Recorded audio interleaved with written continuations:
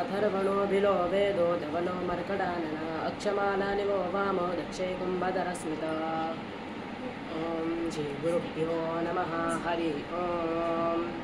ये त्रिशब्दाः पारयन्ति विश्वा रूपाणि बिभ्रतः वाचस्पतिर्बलातेषां तन्वो अद्य ददातु मे पुनरेहि वाचस्पते देवेन मनसा सह वसोऽस्पते निरामय मय्येवास्तु मयि श्रुतम् उपभूतो वाचस्पतिरूपास्मान् वाचस्पतिर्वयतां संश्रुतेन गमे महिमा श्रुतेन विरादिशि विद्मासरस्यापि धरं चन्द्रं विश्वां विप्रम् अग्निसूर्योऽभिहर्तं शन्नो देवीरविष्टयापो भवन्तु पीतये संयोरविश्रावन्तु नः अप्सु मे सोमो अब्रवीदन्तर्विश्वानिवेशजम् अग्निं च विश्वशम्भुवं तापप्रणीतवेशजं मरुतं